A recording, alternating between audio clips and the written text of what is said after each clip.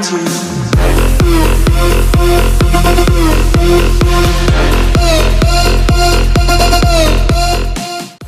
everyone, how's it going? ProGamer007 here, and apologies if this is a bit late, but I've had a very busy day and I have a really bad headache at the moment, so I didn't really feel like doing a video today. But I don't want to disappoint you all, so today I should be reacting to How Big Do Hurricanes Get by the one and only RealLifeLore. If you haven't seen the video for yourself, then the original link is in the description below, and without further ado, let's get on with the show. This video is made possible by Skillshare. Start learning anything for free for 2 months at skl.sh/RealLifeLore16. Nature is still the queen of our planet, and one of the greatest displays of her raw power can be found in the form of hurricanes. These huge and often disastrous storms are a well-known fact of life to sailors and coastal communities the world over. But these storms are called different things depending on where you are. In the Atlantic and northeastern Pacific, they are hurricanes. In the northwestern Pacific, they are typhoons, while in the South Pacific and Indian Oceans, they are known as cyclones. Whatever name they go by, they're nothing to take lightly. But how large and how powerful can these storms actually get?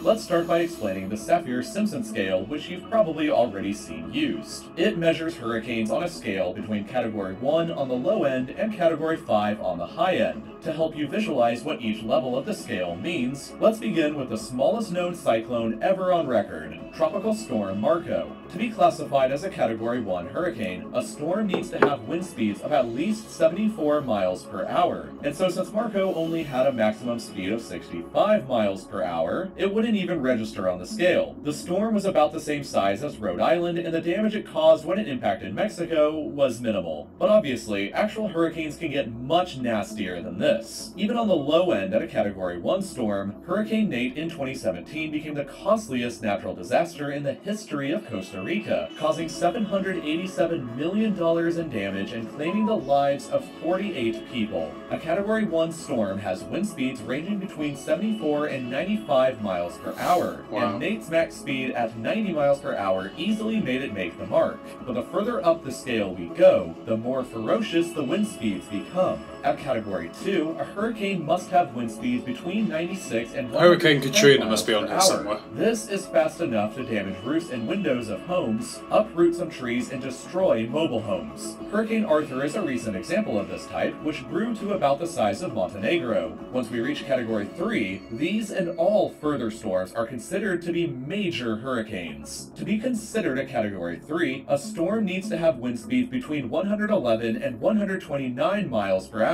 Even the most well-built homes or office buildings can suffer minor damage against this, while buildings without a solid foundation will probably be totally destroyed. Hurricane Otto in 2016 was a good example of this type, which grew to have a max wind speed of 115 miles per hour and became close in size to the Netherlands. That's around about the top speed of my car. Extremely terrifying when they reach Category 4 though. The deadliest natural disaster in all of American history was because of a Category 4 hurricane that struck the city of Galveston in 1900. With wind speeds approaching 145 miles per hour, the hurricane basically destroyed the entire city and left somewhere between 6,000 and 12,000 people dead. But that's nowhere near the deadliest cyclone in world history. That unfortunate honor goes to the 1970 Bola cyclone that smashed into a place that used to be called East Pakistan, and now it's called Bangladesh. The storm was about the size of Albania and claimed the lives of over 500,000 people, more than all American fatalities during the Second World War combined. Another horrible record set by a Category 4 hurricane was by Harvey in 2017. Approaching the size of Hungary, it slammed into the coast of Texas in 2017 and became the costliest hurricane in history, causing over $125 billion in damage, which is also close to Hungary's total GDP. So you could maybe call Harvey a Hungary missile. But that missile's record is technically tied with an even more ferocious storm back from 2005. Katrina, which became a monster close in size to Poland with wind speeds of 175 miles per hour. It also caused $125 billion in damage and claimed the lives of over 1,000 people when it struck the southern U.S. This is our first Category 5 hurricane, but there are many more that have been significantly bigger. As it stands now, as of the making of this video, Hurricane Florence has not yet made landfall in the Carolinas, but it's looking like a true monster that's approaching the size of France. Hurricane Patricia back in 1979 grew to about the size of the entire Iberian Peninsula, Spain and Portugal combined, and clocked in the highest wind speed ever measured in a hurricane at a demonically fast 215 miles per hour. That's fast enough to probably destroy most buildings it would ever come across. But there still are a few that have grown even bigger. While not as ferociously fast, Hurricane John was considerably bigger in size, nearly the same as Iran. John holds the record for being the longest lasting hurricane at 31 days and the furthest distance traveled by one, 11,530 kilometers, or about 29% of the way around the entire planet.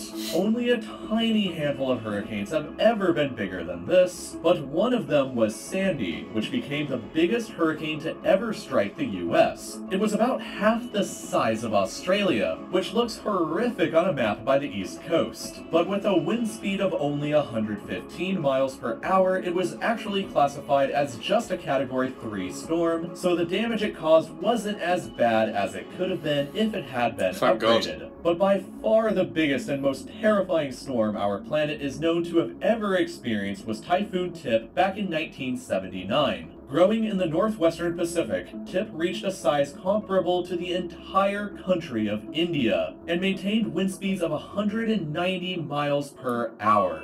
Thankfully, Tip weakened before it eventually hit Japan, but imagine the damage it could have caused if it had hit somewhere at its peak strength.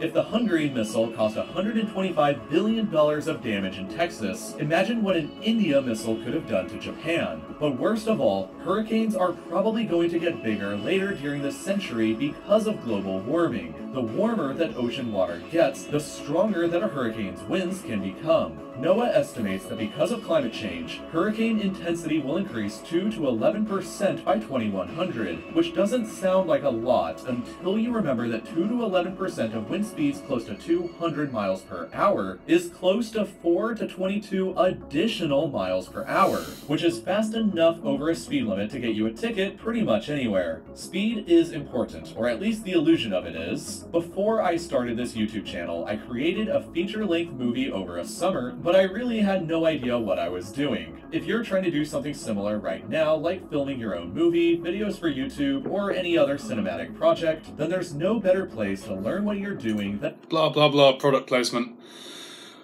Oh, it's incredible to think that hurricanes can grow to that big and up to those speeds and cause so much damage. It's absolutely mind-blowing. I don't know how long I can keep this up, guys. I'm running out of ideas for videos. What shall I react to next? I don't know. I'll think of something. Anyway, guys, that was fantastic. Hope you enjoyed it as much as I did. And I will see you all next time. Look around you.